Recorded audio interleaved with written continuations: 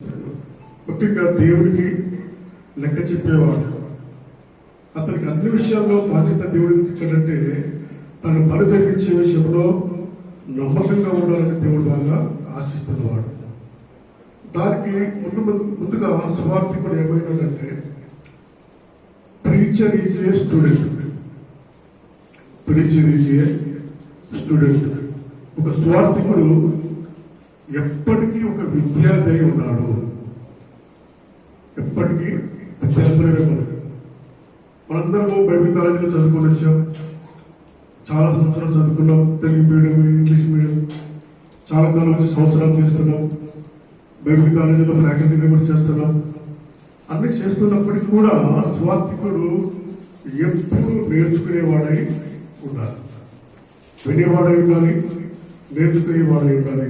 ఎందుకంటే నాకు సరిపోయింది, ఇక నేను నేర్చుకోవాల్సిన అవసరం లేదు అని గ్రంథం ఎప్పుడు కూడా చెప్పదు. ఎప్పుడు కొత్త విషయాలు బయటికి తీసుకొస్తూ ఉంటుంది. కాబట్టి అందుకే స్వార్థికుడు ఎప్పుడు విద్యార్థి అయి ఉన్నాడు. నేను మొట్టమొదటిగా స్వార్థికుడు ఈ విద్యార్థి అయి ఉన్నాడు. అందుకే కీర్తనకారుడికి మంచి మాట్లాడుతూ చూడండి. కీర్తన గ్రంథం 2వ వచనంలో చూస్తే, యెహోవా ధర్మశాస్త్రమును ఆనందించుచు దివారాత్రములు దానిని ధ్యానించువాడు ధన్యుడు. కాబట్టి విద్యార్థి ఏం పని చేస్తాడు చెప్పండి? మాస్టర్ చెప్పింది చక్కగా వింటాడు, తర్వాత బాగా చదువుకుంటాడు. కాబట్టి ఈ రెండు పనులు చేయలేదనుకోండి, మాస్టరు మరి పనిష్మెంట్ ఇస్తూ ఉంటారు. కాబట్టి సువార్థికులుగా మనం ఎప్పుడు కూడా దేవుని గ్రంథాన్ని నిత్యము చదువుతూ ఉండే వాళ్ళగా ఉండాలి. ఎందుకంటే మనం నేర్చుకునే వాళ్ళగా ఉండాలి. ఎప్పుడు నేర్చుకుంటూనే ఉంటాము. ఆ నేర్చుకునేది తనకి బోధిస్తూ ఉంటాం. పౌలు అంటాడు సామర్థ్యం అంటాడు. ఏంటి సామర్థ్యం? శరీర బలమా, ఆర్థిక బలమా? ఏంటి సామర్థ్యం? దేవుని యొక్క జ్ఞానం. ఏంటి ఆ జ్ఞానం ఎలా వస్తుంది? దైవజనులు, సేవకులు, తోటి సహోదరులు చెబుతున్నప్పుడు, విన్నప్పుడు, లేదా మనం చదువుతున్నప్పుడు మాత్రమే వస్తూ ఉందని మనం గుర్తించాలి. అందుకే ఒకసారి యెహెజ్కేలు గ్రంథము 3వ అధ్యాయంలో మనం చూసినట్లయితే, యెహెజ్కేలుకు నాయకత్వ బాధ్యతలు వచ్చినప్పుడు యెహెజ్కేలు ఏ విధంగా ఆ ప్రజలకు మరి బోధించాలి అని తెలియని స్థితిలో ఉన్నప్పుడు దేవుడు ఆయనకు ఒక మంచి గ్రంథాన్ని ఇచ్చాడు. 3వ అధ్యాయం చూడండి, 1వ వచనం. మరియు ఆయన నాతో ఇలాగ సెలవిచ్చెను, నరపుత్రుడా, నీకు కనబడిన దాన్ని భక్షించుము. ఈ గ్రంథమును భక్షించి ఇశ్రాయేలుకు పోయి వారికి ప్రకటన చేయము. కాబట్టి ఒక గ్రంథాన్ని ఇచ్చాడు. ఆ రోజుల్లో రాజులు కానీ, ఆనాటి ధర్మశాస్త్ర ఉపదేశకులు కానీ, ఆనాటి మరి పరిపాలిస్తున్న ప్రతి ఒక్కరు కూడా ధర్మశాస్త్రాన్ని బాగా ఎరిగిన వారై ఉన్నారు. ఒక సందర్భంలో యేసుక్రీస్తు దగ్గరికి ధర్మశాస్త్ర ఉపదేశకుడు వచ్చి మాట్లాడుతున్నప్పుడు, నువ్వు ఏమి చదువుతున్నావు? ధర్మశాస్త్రం అందు ఏమి వ్రాయబడి ఉన్నది అని ప్రశ్నించాడు. కాబట్టి ఈయన గ్రంథము చేతికిచ్చి ఆ గ్రంథాన్ని భక్షించమన్నాడు. గ్రంథాన్ని ఆత్మీయంగా ఆహారంగా తీసుకోవాలని చెప్పాడు. 3వ వచనం అంటాడు. 3వ వచనంలో అదే 2వ వచనం, నేను నోరు తెరవగా ఆయన ఆ గ్రంథము నాకు తినిపించి, నరపుత్రుడా, నేను ఇచ్చిన ఈ గ్రంథమును ఆహారంగా తీసుకొని దానితో నీ కడుపు నింపుకోవడం వలగా అది భక్షించుకుని అది నా నోటికి తేనె వలె మధురంగా ఉండేది. కాబట్టి ఇది ఆత్మీయ ఆహారం. మత్తయి సువార్త 4:4 ఏమంటాడు? శరీరము జీవించాలంటే, శరీరము దృఢంగా ఉండాలంటే రొట్టె కావాలి. ఆత్మ దృఢంగా ఉండాలంటే ఏం కావాలి? దేవుని వాక్యమైన ఆహారము కావాలి. కాబట్టి మనుషుడు జీవించుటకు శరీర ఆహారము కావాలి, కానీ ఆత్మ జీవించుటకు అందుకంటాడు మనుషుడు రొట్టె వల్ల కాదు కానీ దేవుని నోట నుంచి మాట వల్ల జీవించుకుంటాడు. కాబట్టి ఇక్కడ ఈ యేసుక్రీస్తు గ్రంథం ఇచ్చినప్పుడు భక్తుడికి అతను తీసుకొని భక్షించినప్పుడు మరి చాలా తీయగాను, తీపిగాను, రుచికరంగా ఉన్నదని ఇక్కడ మనం చూస్తూ ఉంటున్నాం. అందుకే తిమోతి పత్రిక చూడండి, కొంచెం స్పీడ్గా వెళ్తాను నా టైం చూసుకుంటూ. మొదటి తిమోతి పత్రిక 4వ అధ్యాయము 13వ వచనంలో చూస్తే అక్కడ దేవుడు ఒక మంచి మాటను మనకు జ్ఞాపకం చేస్తూ ఉంటాడు. నేను వచ్చే వరకు చదువుటేందును, హెచ్చరించుటేందును, బోధించుటేందును జాగ్రత్తగా ఉండుము. ఒక వ్యక్తిని మనము సంఘములు కానీ, తోటి సేవకులు కానీ, లేకపోతే ఆత్మ సంబంధంగా వాక్యానుసారంగా హెచ్చరించాలనుకుంటే మనకి ఏ రావాలి? అది నేర్చుకొని ఉండాలి, తెలుసుకొని ఉండాలి. తెలుసుకొని కూడా ఎలా హెచ్చరిస్తాం మనం? కాబట్టి నేను వచ్చే వరకు చదువుటేందును కదా, హెచ్చరించుటేందును నువ్వు జాగ్రత్తగా ఉండాలి. కాబట్టి సువార్థికుడు ఒక విద్యార్థి, ఎప్పటికీ విద్యార్థి. మన మరణ పరంపర కూడా ఎప్పుడు నేర్చుకునే స్థితిలో ఉంటాము. మనకంటే తోటి సోదరులు చిన్నవారైనా పెద్దవారైనా చెప్తున్నప్పుడు మంచి విషయాలు వచ్చినప్పుడు తప్పకుండా మనము నేర్చుకోవాలి. నేర్చుకునే వారు ఉండాలి, చదువుకునే వారంగా ఉండాలి. దేవుడి గ్రంథాన్ని ఎక్కువ బలంగా చదువుకున్న సంఘాన్ని దేవుడు మనకు జ్ఞాపకం చేశాడు. చూడండి, అపోస్తల కార్యము 10వ అధ్యాయము 11వ వచనంలో మనం చూస్తే ఆ సంఘాన్ని ఎంత గొప్పగా దేవుడు మరి మనకు దేవుని గ్రంథంలో తెలియజేస్తున్నాడు. ఆ సంఘం కూర్చొని అపోస్తల కార్యము 10వ అధ్యాయము 11వ వచనంలో చూసినట్టయితే వీరు తెస్సలోనికలో ఉన్నవారి కంటే కనులై ఉండేది, ఆసక్తితో వాక్యము అంగీకరించి పౌరులు శీలయును చెప్పిన సంగతులు అలా ఉన్నవు లేవని ప్రతి దినము లేఖనమును పరిశోధించడం ఏంటి చదివారు. తెస్సలోనికలో ఉన్న సంఘం అయితే ఇచ్చుటలో, ప్రేమించుటలో, దాతృత్వం కలిగినట్లో ఆసక్తి కలిగి ఉన్నది. కానీ అది ఈ సంఘం అయితే ఏ విషయంలో బలం ఉందట? దేవుని వాక్యమును బోధించుటలో, చదువుటలో మరి ఎంతో ఆసక్తి ఉంది. చూడండి, పౌలు శీలల గురించి మనం చెప్పుకున్నప్పుడు ఒక మంచి దైవజనుడు. కానీ ఈ సంఘము పౌరుషులైతే మాత్రము వారు బోధించిన బోధ ఎలా ఉందో తెలుసుకోవాల్సిన బాధ్యత మాకు ఉంది అని గమనించిన గొప్ప సంఘం ఎదురుపట్ట ఈ సంఘం, ధైర్య సంఘం. ఈ రోజుల్లో ఒక మంచి డైరెక్టర్, ఒక మంచి స్వార్థికుడు బోధించగానే ఎలాగున్నా తలొప్పే సంఘాలు ఉన్నాయి ఈ రోజుల్లో. సంతోష కొరకు, ఆనందం కొరకు, వారి మెప్పు కొరకు. కానీ ధైర్య సంఘాల గురించి మనం ఏం నేర్చుకోవాలి? పౌలు శీలను సైతము ప్రశ్నించారు. అంటే ఆ బోధ కరెక్ట్ ఉందా లేదా? వారు ఎంత గొప్ప సేవకులైన బోధించే బోధన మనం పరిశీలించకపోతే వాస్తవాన్ని రాబట్టలేదు, సత్యాన్ని రాబట్టలేదు. వాక్యాన్ని పసిగట్టారంటే, పరిశీలించారంటే బాగా చదివే సంఘము, బాగా నేర్చుకునే సంఘం వీటన్నట ధైర్య సంఘం. అలాంటి క్రీస్తు సంఘాలు ఎదగాలని దేవుని చిత్తం, అలాంటి బోధకులు ఎదగాలని దేవుని చిత్తం, వాక్యంలో ఎదగాలి, దేవుని జ్ఞానంలో బాగా ఎదగాలని దేవుడికి కోరుతున్నట్టుగా మనం చూస్తూ ఉంటాం. కాబట్టి దేవుని వాక్యం చదువుటలో, మనం నేర్పడంలో ఎప్పుడు సిద్ధాస్తులు ఉంటారు. అపోస్తల కార్యం 8వ అధ్యాయంలో మనం చూసినట్టయితే నపుంసకుడు 8వ అధ్యాయము 27 నుంచి 31 వచనం చూస్తే నపుంసకుడు యెషయా గ్రంథాన్ని చదువుతున్నాడు. కానీ ఏం అర్థం కావట్లేదు. దేవుడు ఆత్మ ప్రేరేపించి తీర్పు పంపించినప్పుడు నువ్వు చదువుతున్నది గ్రహించుచున్నావా అని అతనికి మంచి వివరణ ఇచ్చిన తర్వాత వెంటనే అతను మంచి మార్పు వచ్చింది. అతను రక్షణ పొందడానికి ఏమాత్రం ఆలస్యము చేయలేదు. మనము దేవుని వాక్యాన్ని బాగా చదివి నేర్చుకొని ఇతరులకు బోధించినప్పుడు మంచిగా అర్థమైతే ఆ విశ్వాసి కానీ, స్వార్థకుడు కానీ, దేవుని ఎరిగిన నాస్తికుడు కానీ వెంటనే దేవునికి రావడానికి ఆసక్తి చూపుతాడు. సామర్థ్యం అంటే అది. దేవుడి జ్ఞానంతో బాగా నింపబడిన స్వార్థకుడిగా మనం ఉండాలి. స్వార్థకుడు అంటే విడివిడి జ్ఞానంతో ఉండేవాడు స్వార్థకుడు కాదు. కానీ దేవుని వాక్యం బాగా సంపూర్ణంగా ఎరిగిన వాడై ఉండాలి. సంపూర్ణంగా ఎప్పుడు ఎదుగుతామంటే బాగా చదువుతున్నప్పుడు, నేర్చుకున్నప్పుడు, బాగా వినప్పుడు, దేవుని వాక్యం నిత్యం మనము ధ్యానం చేస్తున్నప్పుడు దేవుని వాక్యంలో మనం బాగా ఎదుగుతాము. మనం ఇతరులకు బోధించినప్పుడు ఆ వ్యక్తి వెంటనే వినడానికి, నేర్చుకోవడానికి మరి ఎంతో అవకాశము కలుగుతుంది. ఏమంటే మీరు బాగా గమనించండి, ఒక విశ్వాసకి మనము వారాల పడి తరబడి వాక్యం బోధిస్తున్నా మార్పు రావట్లేదు. ఈ నపుంసకుడికి పిలుపు గారు మహంట సమయంలో గంటో అరగంటో మరికి ఎక్కువ బోధించుండొచ్చు. వెంటనే ఆలోచన మార్పు అంటే ఆ బోధ అతనికి ఏమైంది బాగా అర్థమైంది. ఒకసారి పౌలు గారు అపోస్తలుల కార్యం 16 చూస్తే నది తీరంలో కొంతమంది స్త్రీలను కూడబెట్టుకొని ఒక సమావేశం ఏర్పాటు చేసి వాక్యం బోధిస్తున్నారు.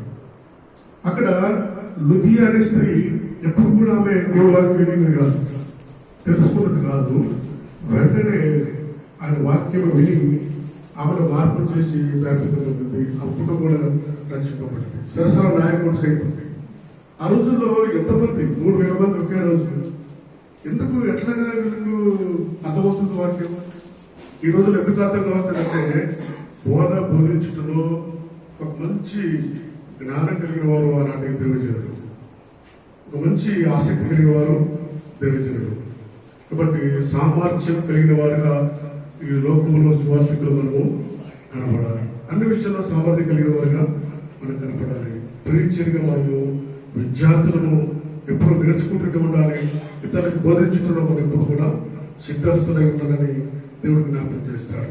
1 తిమోతి పత్రిక 2:15 చూడండి. దేవుని ఎదుట మనం ఎలా ఉండాలట? దేవుని ఎదుట ఎవరు ఎలా ఉండాలి? యోగ్యుని కాదు. యోగ్యుని అంటే ఎవరు? యోగ్యుని గాను, సిగ్గుపడనక్కర్లేని పనివారు గాను, సత్యవాక్యమును సరిగా వివరించేవారు. మరి ఎలా వస్తుంది? ఇవన్నీ కూడా యోగ్యమైన యోగ్యత వస్తుంది. సత్యవాక్యమును సరిగా విభజించాలంటే ఏం కావాలి? మనకు జ్ఞానం కావాలి, నేర్చుకోవాలి, ఇతరులకు బోధించాలి, అన్ని విషయాల్లో సామర్థ్యం కలిగి ఉండాలి. స్వార్థికులుగా మనం ఎప్పుడూ నేర్చుకుంటూనే ఉండాలి, ఎప్పటికీ నేర్చుకుంటూనే ఉండాలి. స్వార్థికుడు విద్యార్థి, preacher is a student. Preacher స్వార్థికుడు ఎప్పుడు కూడా ఒక విద్యార్థులము అని మనం ఎప్పుడు మర్చిపోతుంది. ఎప్పుడు ఎప్పటికీ కూడా మహాసముద్రం అనే ఈ గ్రంథంలో మనం ఎప్పుడు కొత్త విషయం నేర్చుకుంటాము. సమృద్ధిగా నేర్చుకొని సామర్థ్యం కలిగి ఇతరులకు బోధించడంలో మనం ఎప్పుడు సిద్ధాస్తులై ఉండాలని దేవుడు చెప్తాం. రెండోదిగా ఏంటంటే ప్రీచర్ ఇచ్చే సర్వెంట్. స్వార్థికుడు ఏమైనాడు? దాసుడై ఉన్నాడు. ప్రీచర్ స్వార్థికుడు విద్యార్థి నేర్చుకోవాలి. ఎవరికి మనందరూ బాగా తెలుసు. ఒక స్కూల్లో మనం చదువుకున్నప్పుడు మన బ్యాచ్మెంట్ ఉంటారు. ఆ రోజుల్లో మనకు 10th క్లాస్ బ్యాచ్ అంటే 40-50 మంది ఉండేవారు. ఒక మాస్టర్కి 2 మాత్రమే 2 రకాల విద్యార్థులు మాత్రమే గుర్తుంటారు. బాగా చదివే క్లవర్ స్టూడెంట్ బాగా గుర్తున్నాడు. వరే ఎప్పుడైనా మైండ్లో ఉండిపోతే మన బ్యాచ్లో బాగా మార్కులు వచ్చి బాగా చదువుకునేవాడు. ఇక రెండోది ఎవరు గుర్తుందో చెప్పండి?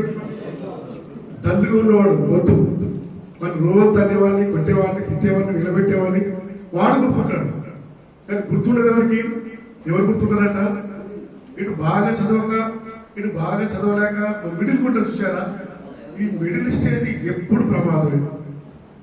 అందుకే దేవుడు చల్లగానే ఉన్నాడు, వెచ్చగా ఉండు, కానీ నిలువెచ్చే స్థితి. స్వార్థికులుగా మనం మిడిల్ స్టేజ్లో ఏ విషయాల్లో? ఫస్ట్ లైఫ్ విషయంలో మనం జీవించే విషయంలో మనకు మిడిల్ క్లాస్ మంచిదే. కానీ ఆత్మ సంబంధంగా ఎట్లా ఉండాలంటే మనము ఫస్ట్ క్లాస్ స్టూడెంట్గా మనం ఉండాలి. అన్ని ఎరిగిన వారుగా, నేర్చుకునే వారుగా మనము ఉండాలి. తర్వాత రెండవదిగా ప్రీచర్ ఇచ్చే సర్వెంట్. స్వార్థికుడు దాసుడై ఉన్నాడు. ఎవరికి దాసుడు అంటాం మనం? దేవునికి దాసుడు. ఒకసారి ఒక సందర్భంలో క్రీస్తు ప్రభు వారు అనేక ఉపమానాలు చెప్తూ ఒక ఉపమానం చెప్పారు. ఒక మనుషుడు, మనందరూ బాగా తెలుసు, మత్తయి సువార్త 14-20 చూస్తే దేశాంతరం ఎంతో ఒక 2-3 రకాల మనుషులు పిలుచుకొని వారికి తలాంతులు ఇచ్చాడు. ఒకరికి ఎన్ని ఇచ్చాడు? వారి సామర్థ్యం కూడా ఇచ్చాడు. 5 ఇచ్చాడు, ఒకరికి 2 ఇచ్చాడు, ఒకరికి 1 ఇచ్చాడు. ఈ 5 తలాంతులు కలిగిన వాడు 5కి 5 ఇచ్చాడు, ఆయన దగ్గర పెట్టుకుంటాడు. 2కు తీసుకున్నవాడు 2కి 2 తెచ్చాడు, అతను పెట్టుకుంటాడు. ఈ 1 ఎందుకు ఇచ్చాడు తెలుసు అతనికి? ఆ 1 ఆయన సామర్థ్యం, అది సామర్థ్యం, అది మనకు గుర్తించిన దేవుడు. ఈ ఈ ఒకటే సరిపోతుంది, వీడికి ఏమి శ్రద్ధ కాదు కదా, అన్ని విషయాల్లో కొంచెం వెనుకబడి ఉంటాడని ఒకటి ఇచ్చాడు. ఆ ఒక్కటి కూడా ఏం చేశాడు వీడు? ఏం చేశాడు? భూమిలో పాతిపెట్టి. ఈ ప్రసంగం చేస్తూ ఒక స్వార్థుడు ఒక మంచి మాట చెప్పాడు. ఒక ఊళ్ళోనంట సోమరపోతులందరినీ పిలిచాడంట వదిలి. పిలిచి, మీరు అన్ని విషయాల్లో సోమరిగా ఉంటారు కదా, అందరికీ బహుమానాలు ఇస్తారు, రండి రండి రండి అన్నారు. గుంపుకు వచ్చారంట. అందరు నిలబెట్టి, మీరు ఎవరు సోమరిలో చేయతంటే ఒకడు 2 ఎత్తున్నాడు, 1 ఎత్తున్నాడు, ఒకడు కూడా తట్టాడంట. అసలైన సోమరి ఎవరంటే నువ్వు, నీకు చెయ్యెత్తడం కూడా సాధ్యం. అంటే ఈ ఒకటి ఎందుకు ఇచ్చాడంటే వారికి సామర్థ్యం లేదు, తీసుకెళ్లి భూమిలో పెట్టాడు, దేవుని దగ్గర పెట్టిపోతాడు. చూడండి, దేవుడు అంటాడు, ఇది భాగంలో మంచి మాట జ్ఞాపకం చేస్తాడు. 25-23 చూడండి. స్వార్థికులుగా దేవుని దగ్గర ఈ వార్డు మనం పొందకపోతే ప్రయోజనం ఏమీ ఉండదు. 23 చూడండి. అతని యజమానుడు, బల నమ్మకమైన మంచి దాసుడా, నీవు ఈ కొంచెంలో నమ్మకంగా ఉండివి, అనేకమైన వాటి మీద. స్వార్థికులుగా ఈ లోకంలో మనం జీవించి మన బ్రతుకు సాధించిన తర్వాత దేవుడి దగ్గరికి వచ్చినప్పుడు, న్యాయపీఠంగా నిలబడినప్పుడు, తీర్పున కడపరం మురిగినప్పుడు, దేవుడి చేత బలా నమ్మకమైన మంచి దాసుడా అని మీరు మనందరూ అనిపించుకోకపోతే మన ప్రయాసంతా ఒకడు గాలికై ప్రయాసపడ్డట్టు ఉంటుంది.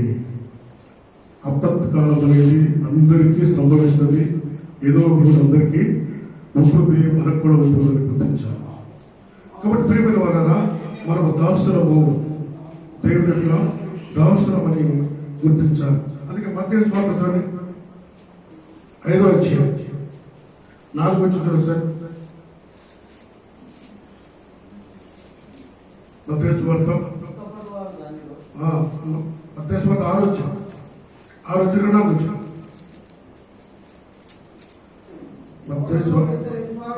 ఎవడును 2 యజమానులకు దాసుడుగా ఉండలేడు, ఒకడు ద్వేషించి ఒకటి ప్రేమించి. చూసారా, 2 యజమానులకు దాసులుగా ఉండకూడదు అంటాడు. 2 యజమానులు అంటే మన యజమానుడు దేవుడు, లోకం అనే యజమానుడు కూడా సాతాను సంబంధించి. కాబట్టి మనం 2 యజమానులకు ఎప్పుడు కూడా దాసులుగా ఉండకూడదు, క్రీస్తుకు మాత్రమే మన దాసులుగా ఉండాలి.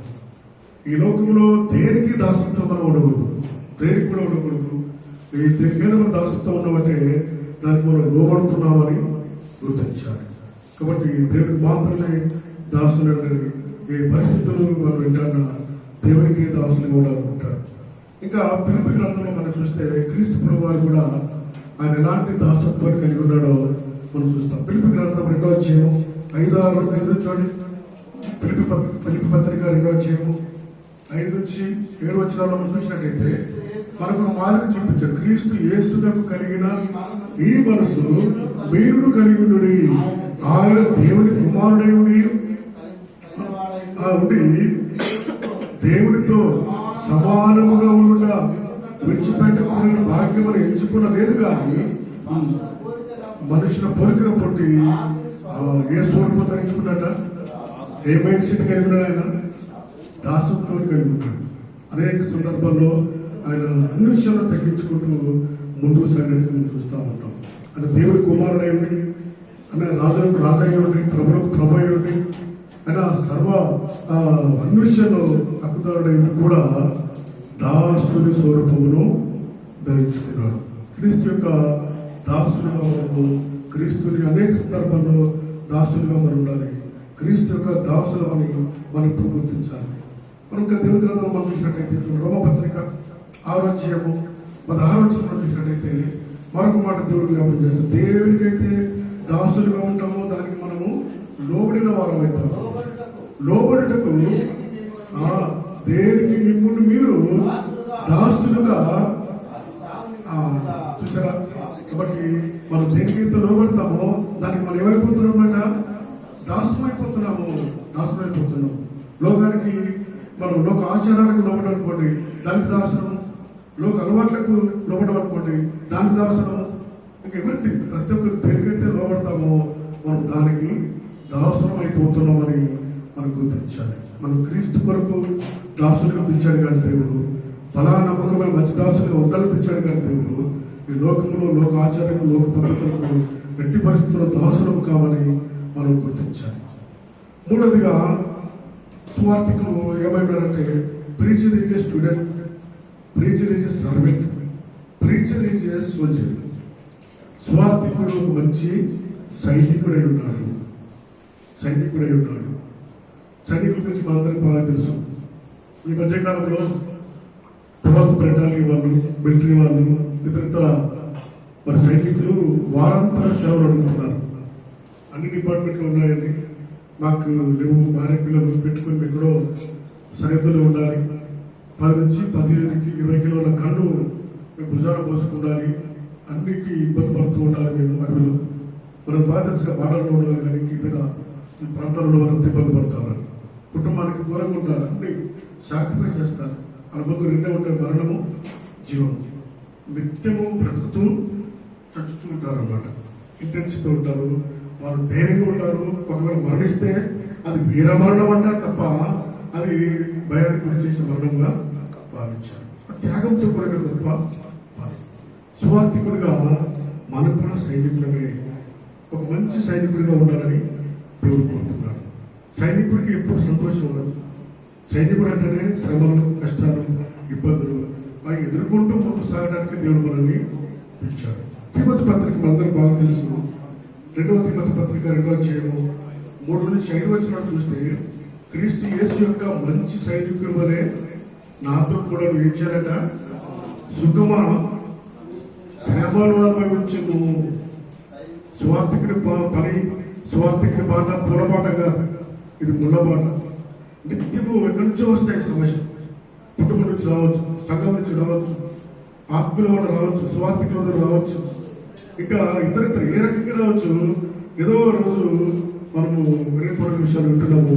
నిత్యము మన శరీరానికి అలసట ఉండదు, కానీ మన మనసుకు ఎప్పుడు అలసటే ఉంటాం. కాబట్టి వీటన్నిటిని మనము జయించుకుంటూ భరించుకుంటూ ముందుకు సాగేవారే సువార్థికుడు. అందుకే క్రీస్తు యేసు యొక్క మంచి సైనికుడి వారికి మనము శ్రమలు అనుభవించాలి. శ్రమలను భయపడదు, శ్రమలకు ఎప్పుడు కూడా మనం ఎప్పుడు భయపడకూడదు. శ్రమలు అనుభవించడంలో మనం ఎప్పుడు సిద్ధాస్తులై ఉండాలని దేవుడు కోరుతున్నట్టు మనం చూస్తాం. ఇంకా దేవుడి గ్రంథం చూస్తే ఎఫెసీ పత్రిక 6వ అధ్యాయం 12వ వచనం చూస్తే, ఎవరితో మన పోరాటం? ఈ లోకంలో సైనికులైతే మరి ఇతర దేశాలతో పోరాటాలు, లేకపోతే మనుషులతో పోరాటాలు మనం చూస్తాం. కానీ మనం పోరాటది ఈ లోక సంబంధం పోరాటం కాదు. చూడండి, ఏలగా మనము పోరాడున్నది శరీరులతో కాదు, కానీ ఇతర ప్రధానులతోనూ అధికారులతోనూ ప్రస్తుత అంధకార సంబంధమైన లోక నాదులతోనూ ఆకాశ మండలం కింద ఉన్న దురాత్మ సమూహములతోనూ పోరాడుతున్నాము. మన పోరాటము కనపడదు. మనకున్న గన్ను బైబుల్, మన ఖడ్గం బైబుల్. మనకి ఈ లోకంలో మరి ఎవరు మన అధికార జీతం ఇచ్చేవాడు దేవుడు. మన ఈ లోకంలో ఎప్పుడు పోరాటాలు ఉంటూనే ఉంటాయి, నిత్యం పోరాటాలు మనం వెంటాడుతూనే ఉంటాయి.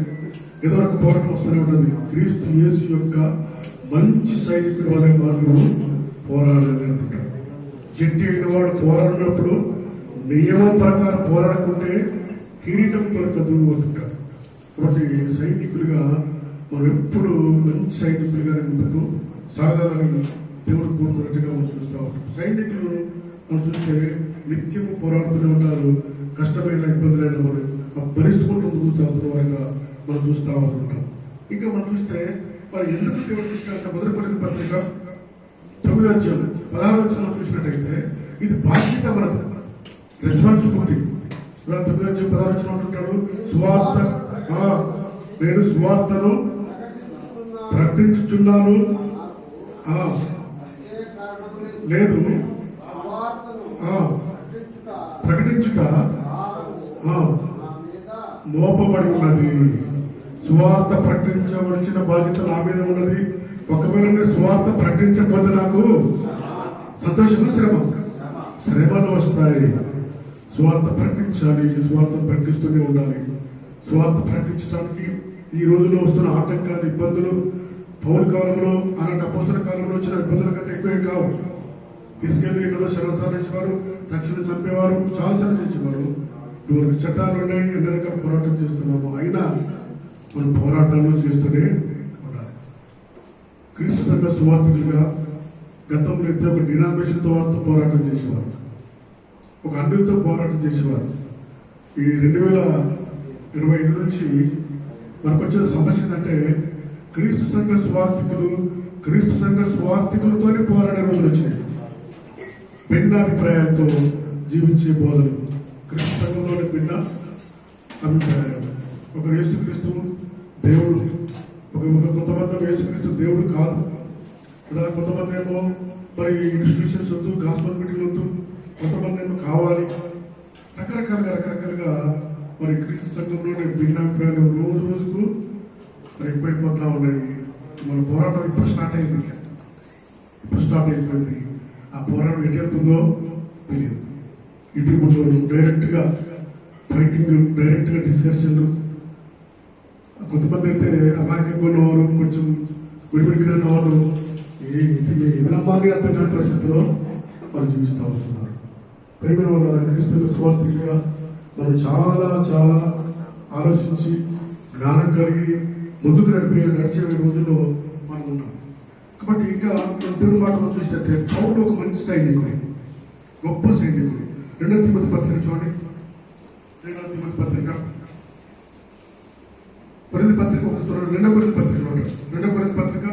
11 చూస్తే వారు ఎబ్రీగా నేనును ఎబ్రీడమే, వారు అబ్రాహాము సంతానమా నేనును అబ్రాహాము సంతానమే, వారు అపోస్తులా నేను అపోస్తులు అని చెప్తూ ఆయన బాధలన్నీ చెప్తాడు. కష్టాలు పడ్డాను, ఓడబలిగి, దొంగలు, తోటి సవాళ్ళు కదా, ఆత్మీయుల వలన, స్వజనుల వలన కదా, అనారోగ్యం వలన, నదుల్లోను ఎక్కడ చూసిన కష్టాలు పడుతూ అన్నాడు.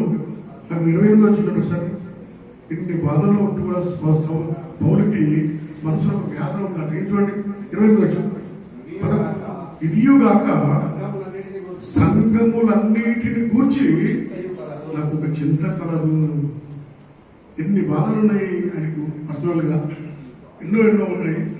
అయినా కూడా వీటన్నిటికంటే ఎక్కువ ఏ బాధ అనుకుందాక సంఘాలను చూసినప్పుడు, సంఘాలు జరుగుతున్న పరిస్థితులు చూసినప్పుడు, క్రీస్తుతంగా విధానం పడుతున్నప్పుడు, గణిత సంఘం లాంటి సంఘము త్వరగా తొట్టుతున్న పరిస్థితులు చూసినప్పుడు, భిన్నమైన స్వార్థం లోపడుతున్న పరిస్థితి చూసినప్పుడు పౌలుకి ఏం కలుగుతుందాక ఎంతో బాధ కలుగుతుంది. ఈ సంఘాలన్నిటిని గురించిన వార్తలని నేను చాలా బాధపడుతున్నాను. ఆయనకు వస్తున్న బాధలన్నిటికంటే ఆత్మ సంబంధమైన సంఘ విషయంలో అత్యంత బాధ కలిగిన వాడుగా మనం చూస్తూ ఉంటాం. అదే 2 తిమోతి పత్రిక 4:7 నుంచి మనం చూసినట్లయితే ఆయన తను చెప్పుకుంటున్నాడు, ధైర్యాన్ని చెప్పుకుంటున్నాడు. నేను మాత్రము నా జీవితకాలం అంతా కూడా మంచి పోరాటమే, స్వార్థికులుగా, ఎవరికి వారుగా, ఒంటరిగా ఉన్నప్పుడు ధైర్యంగా, నాకు నేనుగా, నాకు దేవుడు ఇచ్చిన కాలంలో మంచి పోరాటం చేశానని మనం చెప్పుకునే పరిస్థితిలో ఉన్నట్టయితే మనము గుడ్ సర్వెంట్, సోల్జర్ కాలే. Preacher is soldier. మంచి పోరాడే వారు కూడా అంటే పౌరులాగా చెప్పుకోవడం ధైర్యంగా మంచి పోరాడుతుంది. ఆయన మంచి పోరాడుతుందంటే కాదని చెప్పగలిగిన ఎవరున్నారా? ఆయన తెలిసి దేవుడు కూడా అనడానుకుంటాను నేను. ఎందుకంటే అంత మంచి పోరాడగలడు. పరువు కడముట్టించాడు, విశ్వాసాన్ని కాపాడుకున్నాడు. కష్టాలు వచ్చినప్పుడు తొట్టిలేదు. మత్తయి సువార్త 10:20 వచ్చి చూస్తూ ఉంటాం కదా. ఆత్మను సంపాదనక దేహముని సంపానికి మనకు చిన్న ఆర్థిక ఇబ్బందులు వస్తే భయం, అనారోగ్యం వస్తే భయం, సంఘంలో అయినా సమస్య వస్తే భయం, పక్కింటి వరకు వస్తే భయం. సమస్యలు రాకుండా సమస్యలు రావడానికి కదా మన స్వార్థికులుగా దేవుడు నియమించింది. ఏ సమస్య వచ్చినా, ఎట్లాంటి మరణ ఛాయలు మనల్ని అంటినా స్వార్థికుడుగా ధైర్యంగా ముందుకు సాగేవాడే సైనికుడు. స్వార్థ కూడా ఒక విద్యార్థి, నేను ఒక విద్యార్థి. స్వార్థ ఒక దాసుడు, నేను దాసుడు, అందరూ దాసుడు. స్వార్థికులు అందరం కూడా సైనికులము. సైనికులాగా సత్య సువార్త ప్రకటించడంలో మనం సిద్ధాస్తున్నాయి.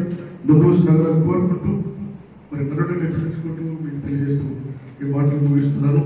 ఈ మంచి అవకాశం కల్పించిన మా తోటి చెప్పుకుని వారైన జాన్ అలెక్స్ గారికి, సాలకృష్ణ గారికి నా హృదయపూర్వక వందనాలు తెలియజేస్తూ ఈ నా మాటలు ముగిస్తున్నాను. Thank you.